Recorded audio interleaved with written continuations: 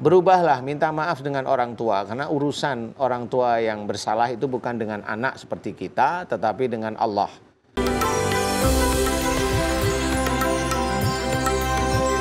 Tadi kita sudah sama-sama mendengarkan tausiah dari Ustadz Danu, Ustadz Hilman Fauzi juga. Mudah-mudahan bisa menggerakkan hati kita untuk sama-sama menjaga lisan kita, baik perkataan maupun yang dituliskan melalui jari-jari, sehingga tidak menyakiti orang lain dan akhirnya malah memberikan mudarat bukan manfaat. Seperti janji kami tadi, kami akan bacakan pertanyaan yang sudah masuk dan pemirsa bisa bertanya di segmen TPU ini melalui Instagram @officialmnctv dan juga WhatsApp nomornya 0816 1745 3977 dengan format nama, usia, domisili, keluhan medis atau non medis. Jangan lupa juga untuk menyertakan foto setengah badan berbaju muslim. Nah, izin Ustadz untuk membacakan pertanyaan yang sudah masuk. Assalamualaikum Ustadz Danu. Waalaikumsalam warahmatullahi. Saya Diki Susandi, 31 tahun dari Ciamis. Saya sakit kelenjar getah bening, kata medis jenisnya lipoma non-Hodgkin atau kelenjar ganas. Ketika mengaminkan doa Ustadz Danu, reaksinya mual dan sedih. Mohon Pak Ustadz, akhlak apa yang harus saya rubah dan apa benar ini penyakit kiriman? Wah, kiriman apa nih maksudnya? Terima kasih. Wassalamualaikum warahmatullahi wabarakatuh. Waalaikumsalam warahmatullahi Terima kasih Pak Diki Susandi, mohon nasihatnya Pak Ustadz. Iya, Mas Diki Susandi, kalau ada kelenjar getah bening atau kanker atau kelenjar ganas, limfoma ini biasanya kalau di umur 31 tahun, penelitian saya, kalau seseorang itu sakit di umur di bawah 45 tahun, insya Allah, ini insya Allah ya, karena ini saya meneliti secara personal saya ya, itu biasanya berhubungan dengan dosa Mas Diki Susandi ini kepada salah satu orang tuanya. Dosa itu yang mana? Karena itu limfoma, kelenjar itu insya Allah berhubungan dengan marah, biasanya di daerah leher. Biasanya ya, itu daerah leher, yaitu marah yang disimpan, jadi dia seperti ini. Marah yang disimpan kuat sekali dengan salah satu orang tuanya. Yang mana? Nih saya kasih gambaran kurang lebihnya. Bisa aja Mas Diki Susandi ini jengkel kepada salah satu orang tuanya karena orang tuanya menurut Mas Diki melakukan suatu kesalahan dan Mas Diki itu jengkel dan marah minta ampun umpamanya. Tapi diam, ya ada diamnya, ada keluarnya, ada diam. Nah ini yang khususnya yang diam. Nah, Mas Diki dengan kondisi yang menyimpan marah yang kuat kepada orang tua inilah Allah memberikan satu petunjuk atau satu ujian atau suatu musibah, yaitu kelenjar getah bening yang ganas. Nah, Mas Diki tadi ada pada waktu ngaminin ada mual. Kemudian ada sedih. Nah, kalau mualnya itu biasanya memang ada ilmu di tubuhnya Mas Diki, ada ilmu. Bisa juga ada kiriman, tapi saya nggak yakin ada kiriman karena saya tidak tahu persis Mas Diki kerjanya apa, sehingga sihir ini, kalau itu dianggap sihir ini, bisa aja sihir ini nggak terlalu kuat ya. Kemudian kalau itu ada sedih, ini beda lagi nih. Kalau ada kesedihan, biasanya Mas Diki ada kejengkelan dengan salah satu orang tuanya yang menjadikan Mas Diki itu sedih sebenarnya, menyendiri, nangis sendiri, sedih. Karena jengkel sama orang tua, karena nggak bisa ngapa-ngapain nih. Ya ada lah, saya nggak berani bilang ya, ada.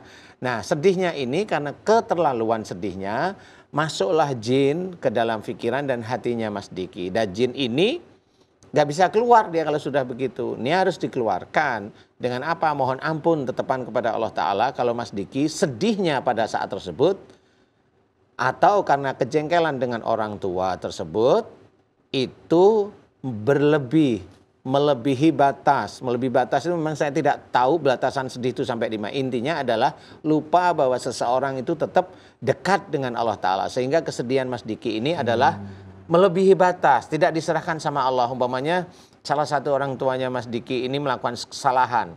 Dan kesalahan itu bukan berhubungan dengan Mas Diki. Umpamanya berhubungan dengan salah satu orang tuanya yang lain. Serahin aja sama Allah Ta'ala.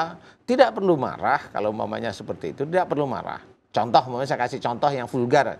Umpamanya, ini hanya umpama, mohon maaf nih. Ayahnya Mas Diki menikah lagi tanpa persetujuan ibu. Nah, Mas Diki tahu, insya Allah pasti jengkel, marah. Nah, di titik itu sebenarnya. kemarahan itu muncul. Nah itu nggak sadar seseorang itu bahwa seorang anak itu tetap tidak boleh marah kepada orang tuanya. Nah kalau anak itu bilang, kan ibu saya yang disakiti. Iya ibunya disakiti, tapi anak nggak boleh ikut-ikut.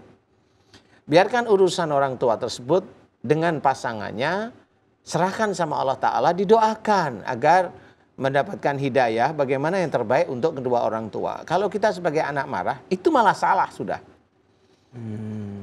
Kita salah di hadapan Allah Ta'ala. Nah titik salahnya mirip seperti itu Mas Diki. Mohon maaf ini saya harus jelaskan. Ini hanya mirip, ini hanya persepsi saya aja. Nah disitulah kemudian Mas Diki karena melihat umpama, ini hanya umpama ya.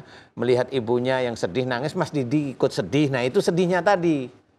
Ikut sedih nangis kan nggak bisa ngapa-ngapain gitu.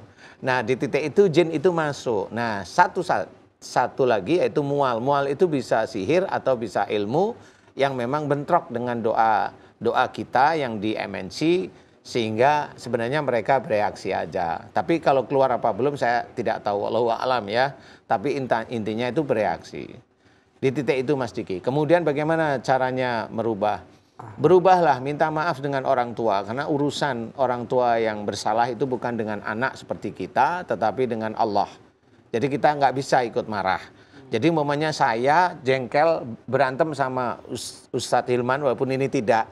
Yang marah itu malah Mas Bayu gitu. Nah itu juga nggak boleh kan. Lah ngapain saya berantem ini?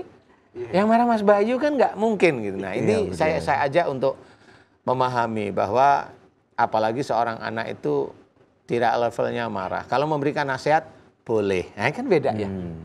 Memberikan nasihat itu boleh silahkan aja. Tapi tidak boleh marah. Itu kunci. Karena orang tua seperti itu umpamanya kalau itu kasus itu terjadi. Itu ujian bagi anaknya. Bagaimana anak itu kalau memang dia sholat kepada Allah Ta'ala. Itu diuji dengan orang tua seperti itu. Apakah dia mampu menjadi pemaaf. Fa'fu anhum, maafkan mereka. Itu ajaran Allah. Wastaghfir lahum. Mohonkan ampunan dosa mereka. Mohonkan ampunan dosa orang tua. Wasyawirhum fil amri. Ini jelas sekali. Musyawarah dalam segala urusan dunia. Katakan apa yang salah di sini. Kalau memang ada, nasihati. Kalau enggak, udah diem. Itu kunci yang terbaik. Mas Diki, mohon ampunlah kepada Allah. Kemudian minta maaflah pada orang tua barangkali. Dan terus istiqomah minta maaf setiap hari. Mudah-mudahan dengan tulus, dengan ikhlas, dengan Mas Diki itu istiqomah dalam sujud pada Allah Ta'ala. Mudah-mudahan kempes. Ya, amin ya Allah. Mas Diki dan pemirsa yang lain silakan mencoba. Ini bukan karangan saya, ini penelitian saya. Di mana bukunya? Ada bukunya. Cuma saya belum cerita aja. Oh gitu. Wallahu a'lam. Wallahu a'lam. Terima kasih Ustadz Danu solusinya. Mudah-mudahan Mas Diki bisa cepat sehat, cepat sembuh. Amin. Dan memang namanya manusia kalau sudah terbakar amarah tuh kadang-kadang bisa keluar kata-kata yang tidak diinginkan kan, nggak pantas begitu ya Ustadz ya. Apalagi ini orang tua sendiri. Mudah-mudahan kita bisa mendapatkan rahmat supaya bisa menjaga hati kita agar tidak menyimpan emosi kepada orang tua kita sendiri.